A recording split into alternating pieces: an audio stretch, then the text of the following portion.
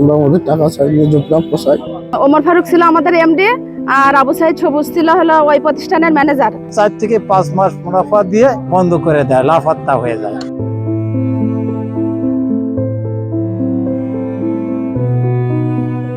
অধিক মুনাফায় মানুষের টাকা দেওয়ার প্রলোভন দেখাই 2 কোটি কত লক্ষ টাকা মতো ওরা এখান থেকে 12 সালে টাকা নিয়ে মানুষের কাছ থেকে প্রতারণা করে ওরা চলে গেছে। ওখানে আমার 3.5 লক্ষ টাকা আছে, এখন আমরা তো নিঃস্ব। দাবি টাকা চাই, আমরা আমাদের টাকা চাই, নিজ প্রাপ্য চাই। ওমর ফারুক ছিল আমাদের এমডি, আর আবু সাইদ সবুজ ছিল হলো ওই প্রতিষ্ঠানের ম্যানেজার। ওনারা আমাদের হলো, আমি কর্মী হিসাবে ওখানে নিয়োগ দিয়েছিলাম, কিন্তু ওনারা আমাদের তো বেতন তো দেয়নি, বরং আরো উল্টো আমাদের কাছ থেকে, আমাদের আত্মীয় স্বজন যে যেখানে আছে তাদের কাছ থেকে টাকাগুলো নিয়ে উনি আত্মসাৎ করে বাড়ি ছেড়ে পালিয়েছিলেন। 12 সালে 4 লক্ষ টাকা আলামিন ফাইন্যান্স অ্যান্ড ইনভেস্টমেন্ট নামে কলারোয়ার এক আর্থিক প্রতিষ্ঠানে জমা রাখি। সেই সময় এই প্রতিষ্ঠানের পরিচালক ছিল আবু সাইদ সবুজ, এর বাড়ি জালালাবাদ।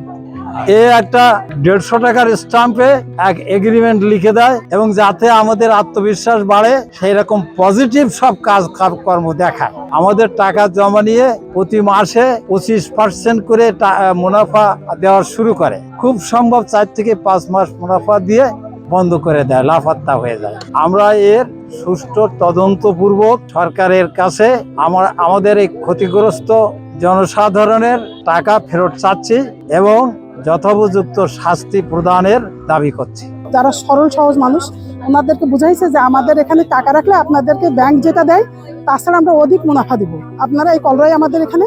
আর এখানে একটা জমিরও একটা অবস্থান দেখায়, সেখানে একটা সাইনবোর্ডও উঠায়।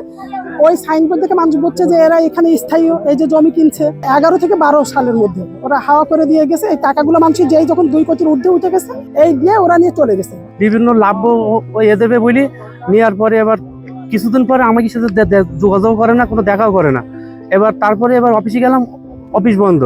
এবার বাসায় গেলি বলে সে লোক নেই বাসায়। তারপরে বললাম আমাদের টাকার উপায়, এবার সে লোক আমার সাথে দেখা করে না, সে অফিস টোটালি বন্ধ। তারপরে ওদের যে লোকজন আছে তাদেরও ধরলাম, ধরার পরে বললো কি যে ওমর ফারুকের কাছে সব।